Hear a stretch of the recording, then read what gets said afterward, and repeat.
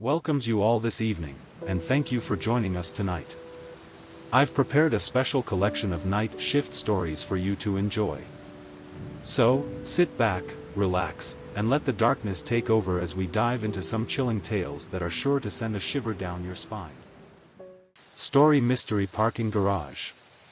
The midnight air was cool and crisp as Alex parked his car outside the newly built parking garage on campus.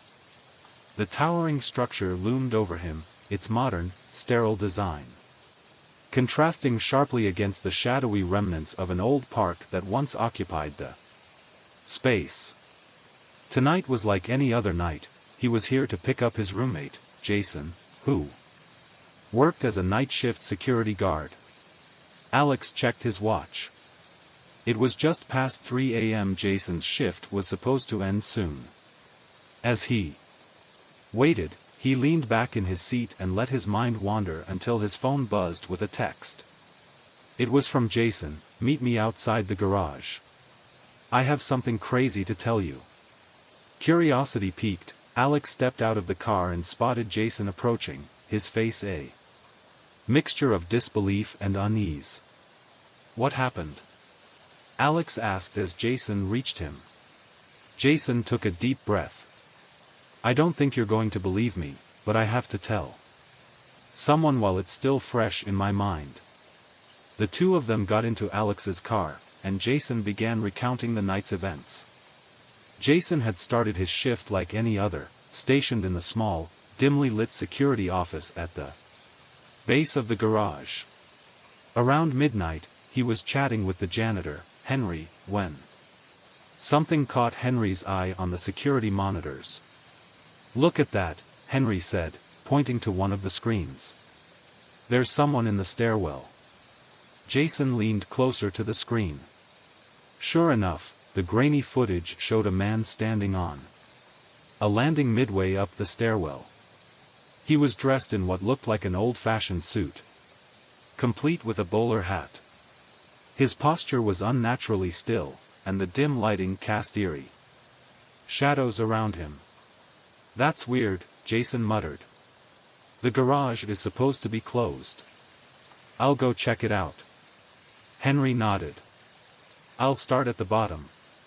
If I see him, I'll tell him to leave." Jason grabbed his flashlight and made his way to the stairwell. The sound of his footsteps echoed as he ascended, his voice calling out, "Hey! The garage is closed. You need to leave."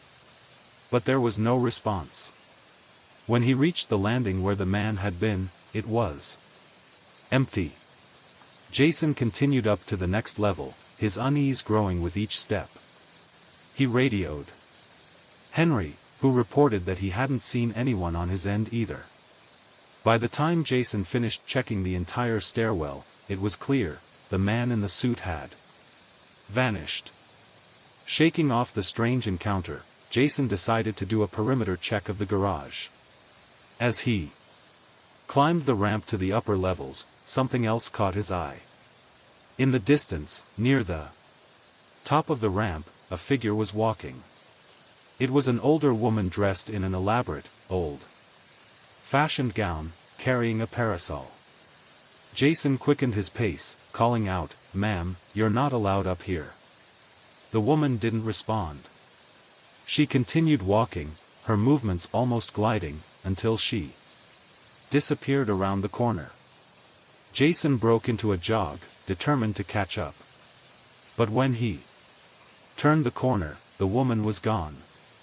He scanned the area, but the only person he found was a teenager skateboarding on the top level.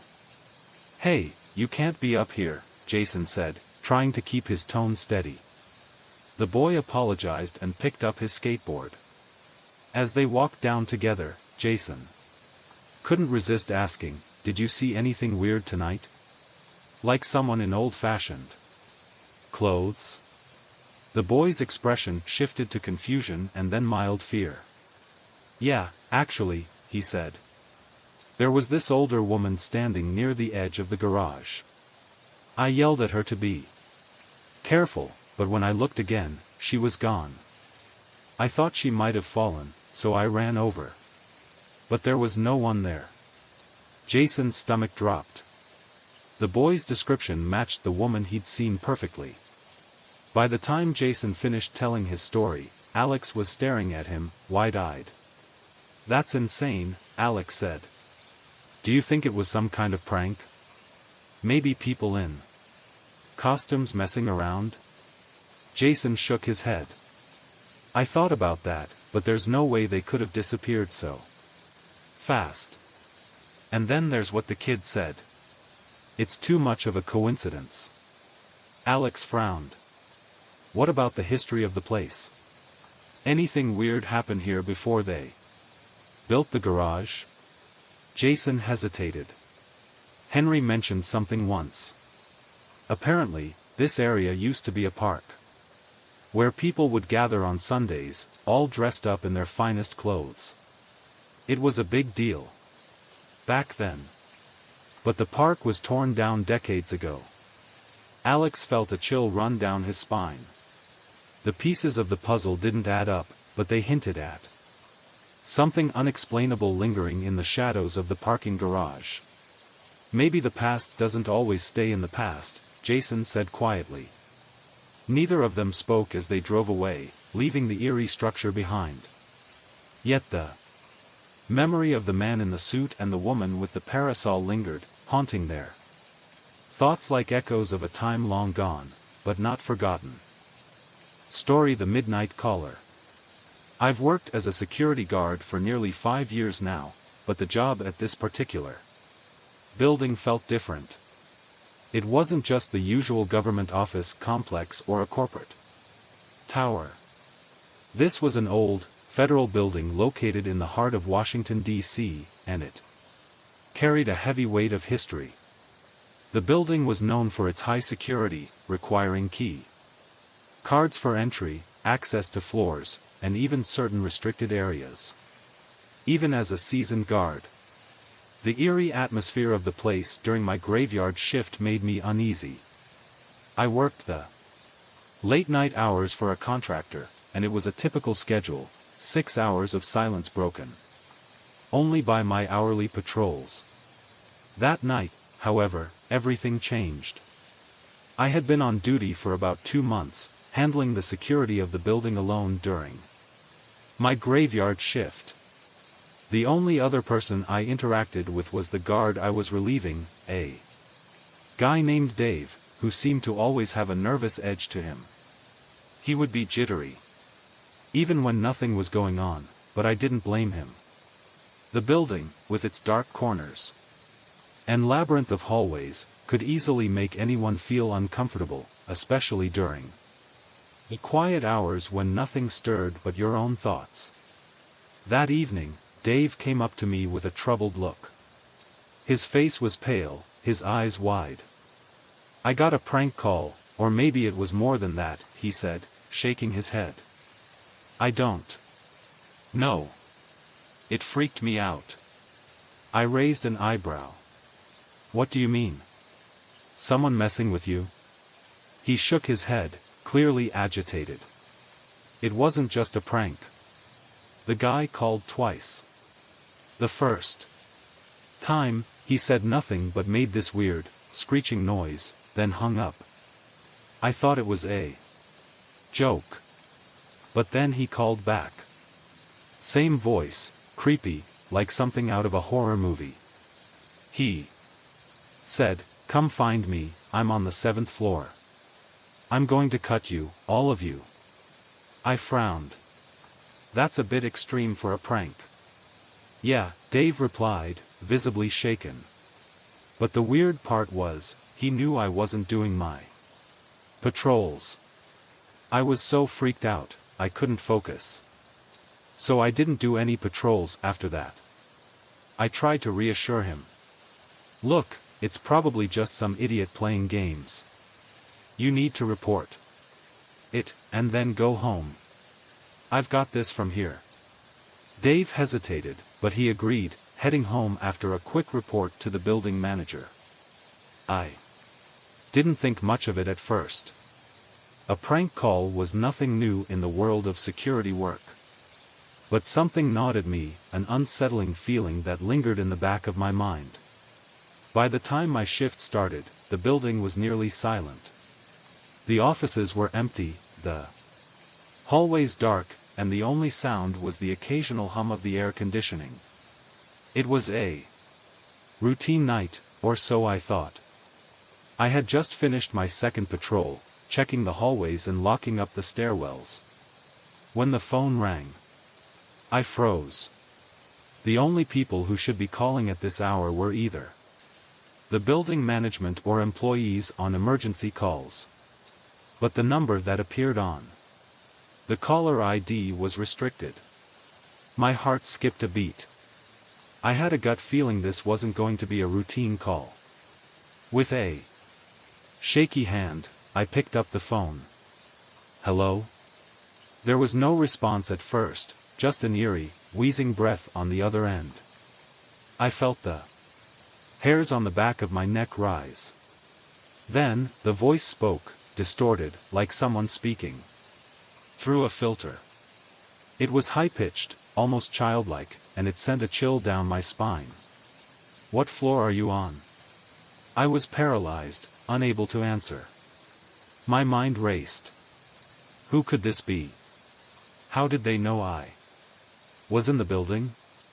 I was just finishing my patrol. There shouldn't have been anyone else in the building at this hour.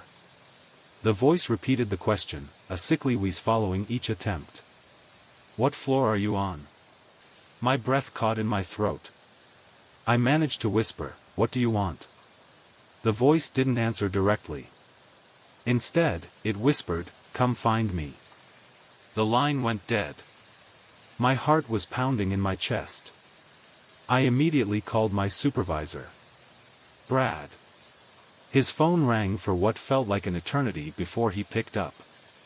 "Brad, you need to come down here. Someone just called. They're inside the building, and they know I'm here." Brad's voice was calm, but I could hear the concern behind it. "Stay put. I'm on my way." I called the building security manager and dispatch as well, trying to make sense of the situation. But deep down, a terrifying thought had crept into my mind. What if there was someone inside the building? Someone who knew too much? I tried to shake off the dread and continued my patrols, but every sound, every creak of the building, felt amplified. I kept checking the camera feeds obsessively, scanning for any sign of movement. I couldn't help but feel like I was being watched, like the walls themselves were closing in. Around 3 a.m., the tension was unbearable. It was quiet, too quiet. I sat at the desk, trying to stay focused, when I heard it, soft, almost imperceptible at first, but unmistakable, a noise at the front door.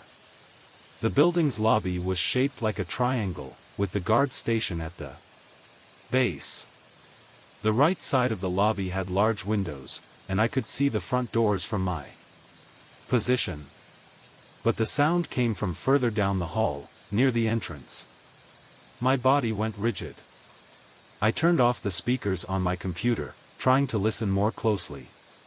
For a moment, everything was silent again. But then I heard it again, a slow, deliberate scraping noise. I quickly switched to the camera feed that showed the front door, praying to see something. Anything that would explain the sound. After a few seconds of frantic button pressing, I saw it.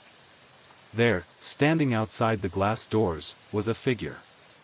He stood perfectly still, facing the door, with his back to the street. His silhouette was tall and broad, but what sent shivers down my spine was his face, or rather, the absence of it.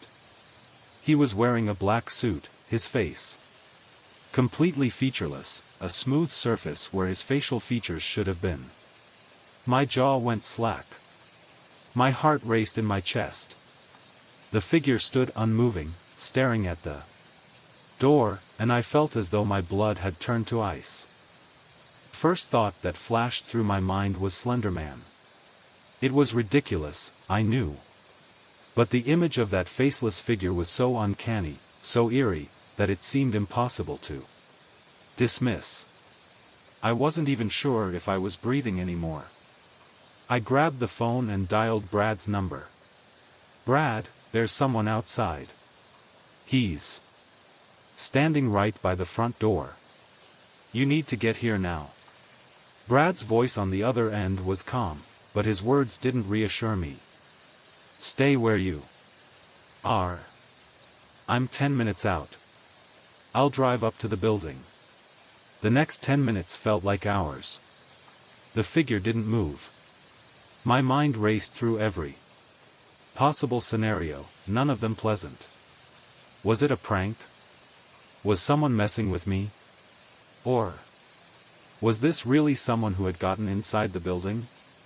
I sat frozen, eyes glued to the feed, my hand hovering over the phone, ready to call again if anything changed. When Brad called back, I nearly jumped out of my skin. "I'm just pulling up in front of the building. Go to the front door, just in case. I'll meet you there." I didn't hesitate. I grabbed my flashlight and headed toward the lobby. As I approached the doors, I saw Brad's car pull up. But as I turned to face the doors, I saw something I didn't expect. The figure was still there, but something was different. He was now looking directly at me. Through the glass. My breath hitched. My palms were clammy. Brad got out of the car and walked toward the doors slowly, his steps deliberate. "Hey! What's going on?" I pointed at the door, still unable to speak. I was too frightened. He walked up to the door and stopped. He raised his hand and knocked on the glass, signaling to the figure. The figure turned, facing Brad now. "Is this some sort of joke?" Brad called out.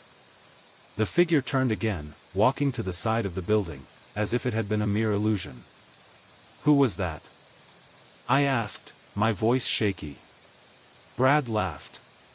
"It was our new guard, Mike.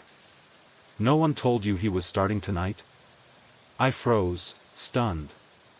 "Mike? That was Mike?" Brad nodded. "Yeah. They didn't give you the heads up?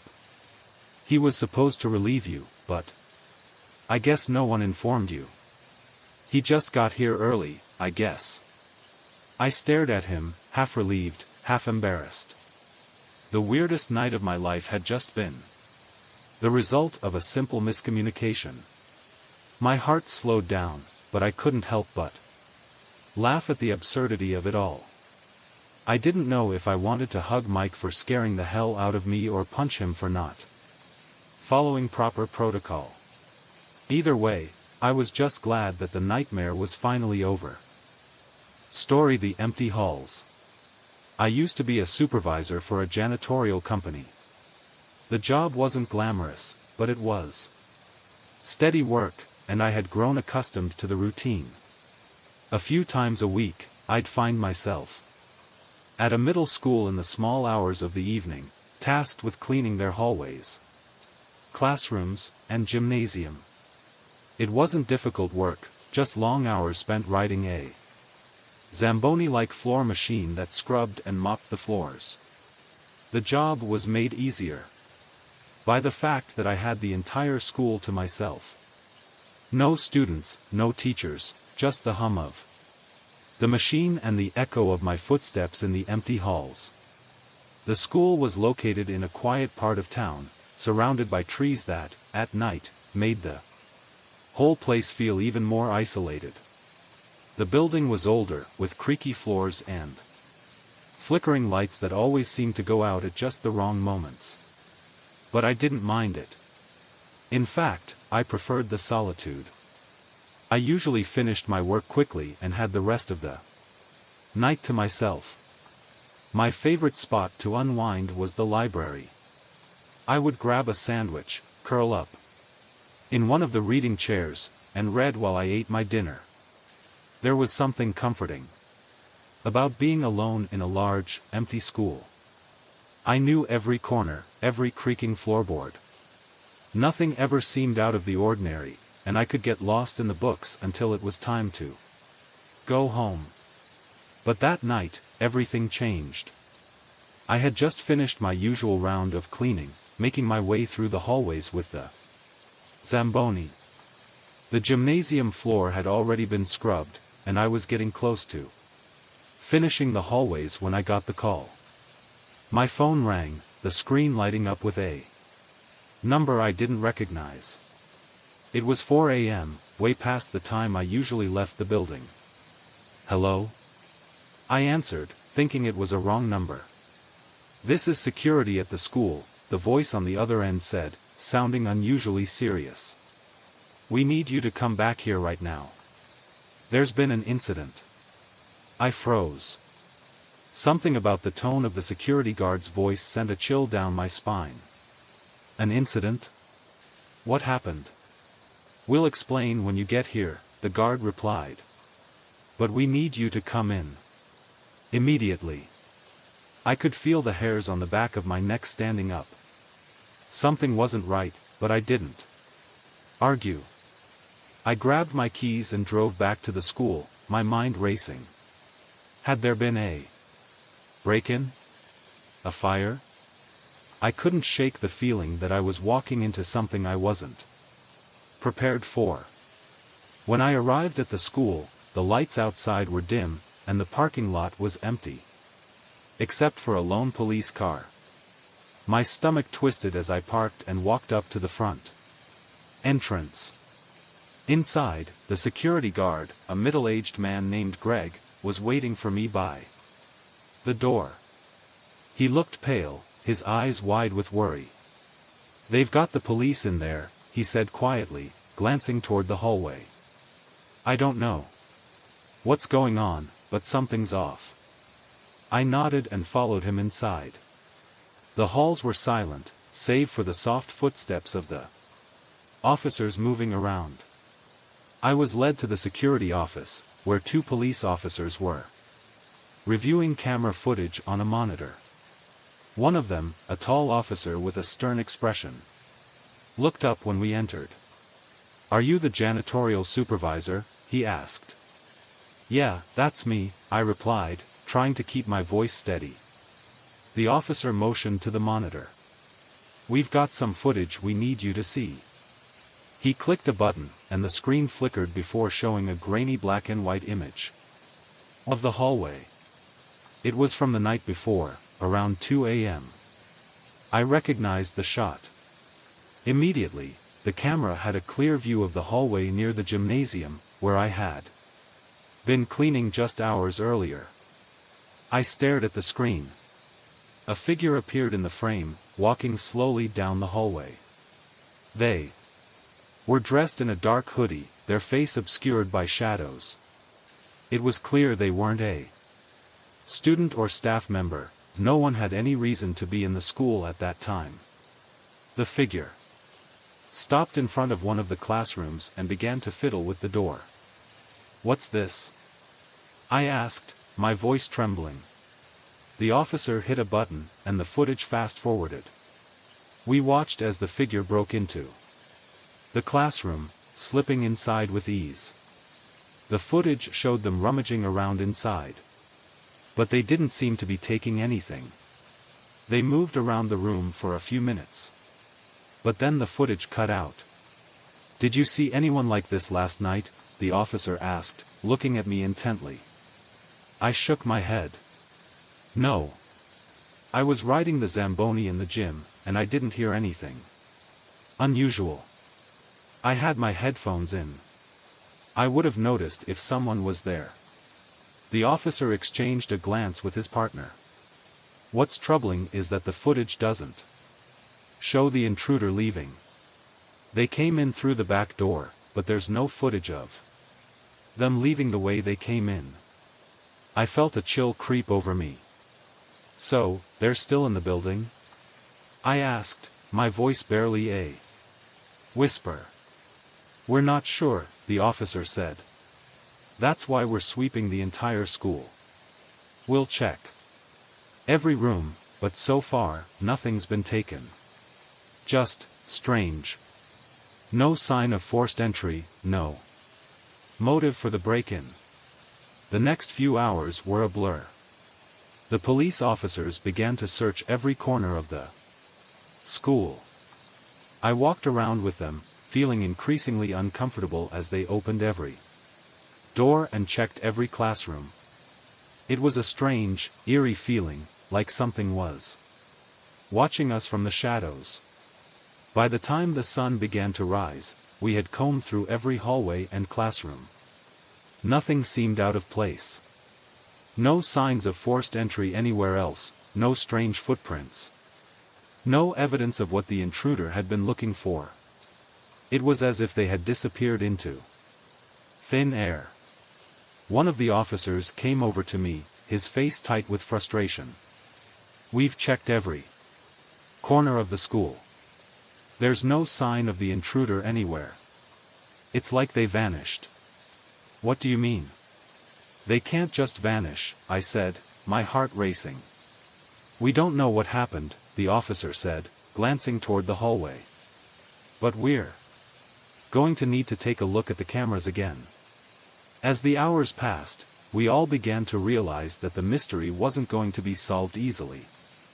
The police found no traces of the intruder, no additional footage showing their exit, nothing. They continued to search the building, sweeping each room, each corridor. Still, no one could figure out how the intruder had entered or left without leaving any trace behind. The unsettling discovery. By the time the officers left, the school had returned to its usual quiet state. It was almost as if the events of the night before had never happened. But something lingered in the air, an unspoken feeling that something was wrong. I had always known the school's hallways like the back of my hand, and yet, that night, they had felt different. Like they were hiding something. I finished my shift, but the unease stayed with me. As I walked out to my car, I couldn't shake the feeling that I wasn't alone. The silence in the school had been too perfect, too complete. It was almost as if something, or someone, was still inside, watching. That evening, I was sitting at home when I got another call. It was from Greg, the security guard. "Hey, I just wanted to let you know something," he said, his voice tight. "We found something strange while reviewing the footage again. You know that classroom the intruder broke into?" "Yeah.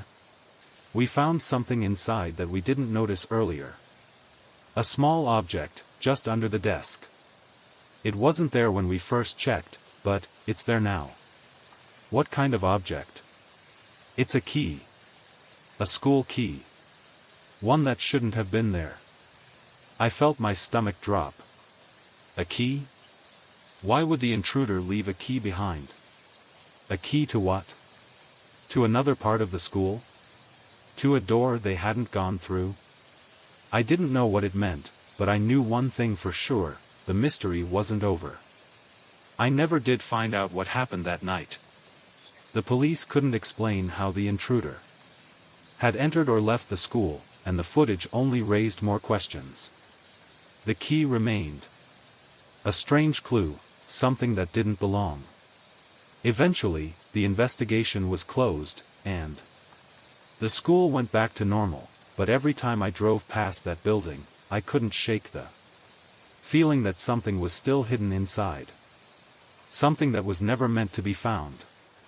The school's hallways had become more than just empty corridors.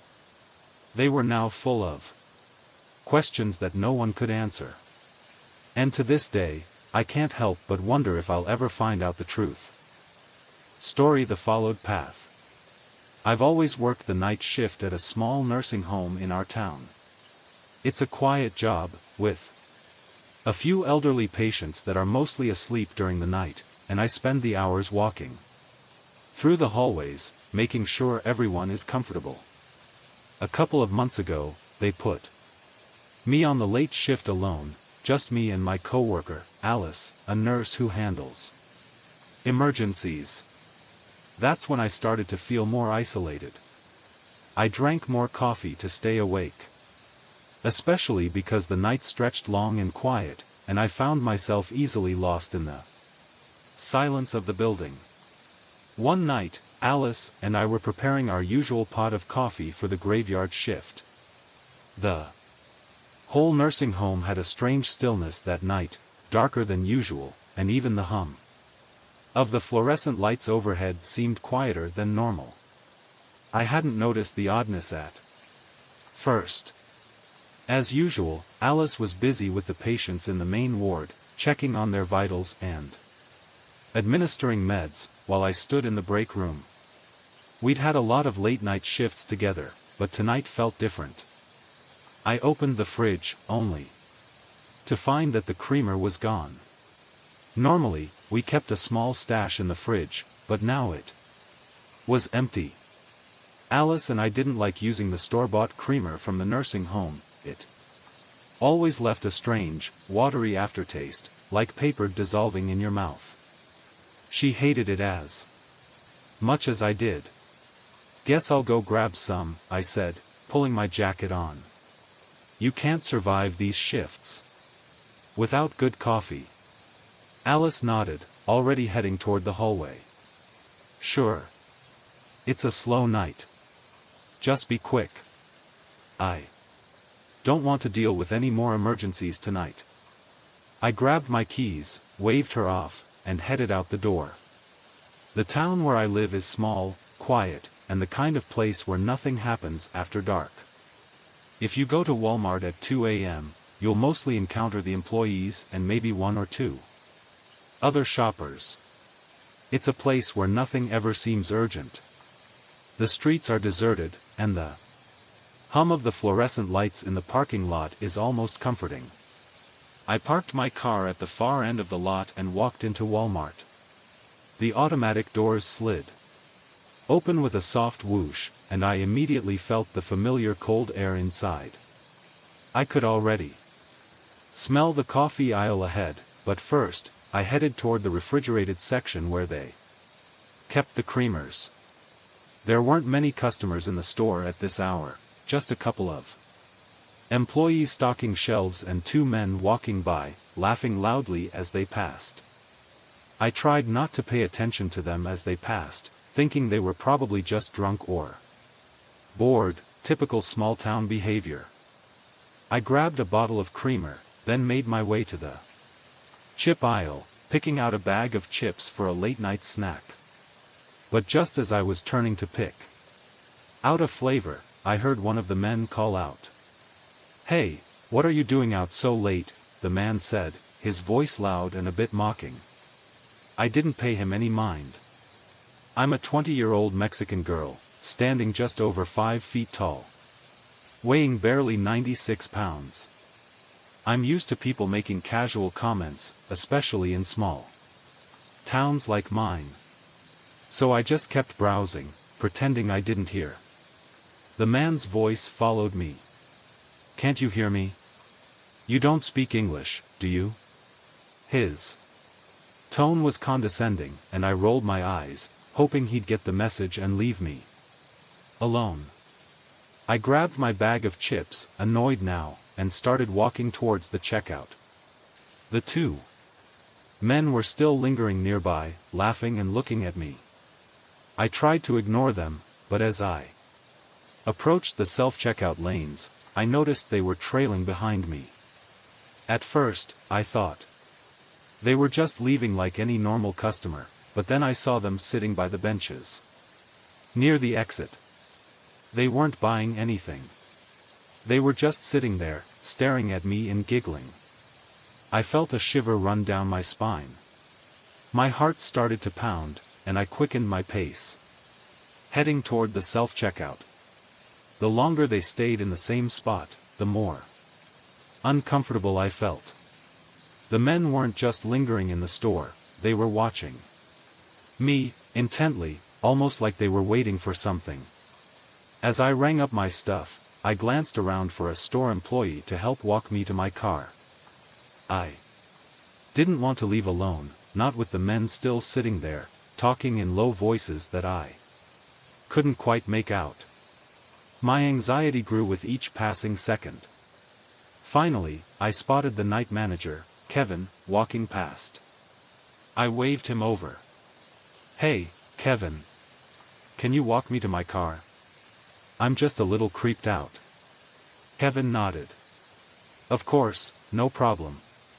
As we walked toward the exit, I looked over at the bench. The two men were gone. Had they left? I felt a little relief but still couldn't shake the feeling that something wasn't right. Kevin walked me outside to my car, keeping a watchful eye on the parking lot. As I got in and locked my door, I felt my pulse slowly return to normal. I called Alice to let her know what had happened, just to make sure she knew I was fine. "Don't worry," I said, trying to shake off the unease. "I'm heading back to work now. I'm fine. But I just had this weird encounter at Walmart." I pulled out of the parking lot, still thinking about the men.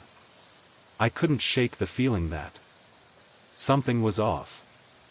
I checked my rearview mirror, and for a moment, I thought I saw the same truck following behind me.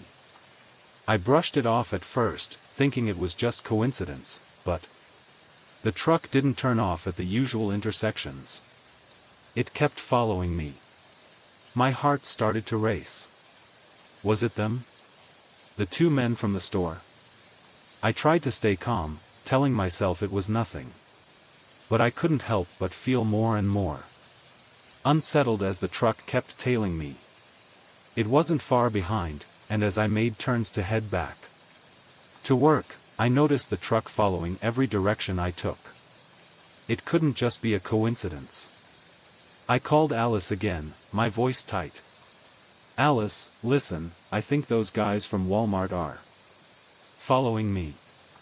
Can you open the door for me when I get there? I need to get inside fast. Just in case." I knew I would need to punch in the access code to get into the building, but I didn't want to waste any time. My mind raced, and I could feel the adrenaline surging through me. When I arrived at the nursing home, I saw Alice waiting by the door. I jumped out of the car and ran toward the entrance, glancing nervously over my shoulder. But just as I reached the door, I heard a man's voice yell from the truck behind me. "Bye, Sita. We'll see you again soon." My blood ran cold. I froze for a second, my body stiff with fear. I turned around and saw them, the two men from Walmart, sitting in the truck, staring at me. They had followed me all the way to my job. I quickly punched in the code and ducked inside. Alice opened the door just in time for me to rush in, my heart still pounding in my chest. I couldn't believe what had just happened. The men had been following me. They had stalked me all the way from Walmart, and now they were outside my workplace. What did they want? What was their game? Alice closed the door behind me, locking it. I leaned against the wall, breathing heavily. "They followed me," I whispered, still trying to process what had just happened. "Who?" Alice asked, looking at me with concern. "The two men from Walmart. They followed me here. They knew where I worked." We stood there for a moment, both silent. The feeling of being watched was overwhelming. I had no idea why they'd followed me or what they wanted. I didn't know if they were just messing with me or if it was something more sinister. All I knew was that I didn't want to find out. The rest of the night dragged on, and I couldn't stop looking over my shoulder. The nursing home was quiet, but the silence felt heavy, almost oppressive. The echo of the men's voice still rang in my head, their words haunting me. I had no answers, only an unsettling feeling that something was off. And I couldn't shake the thought that the men hadn't been just messing around. There was something about the way they followed me that night, something calculated and deliberate. I never saw them again. But I kept looking over my shoulder every time I left the building.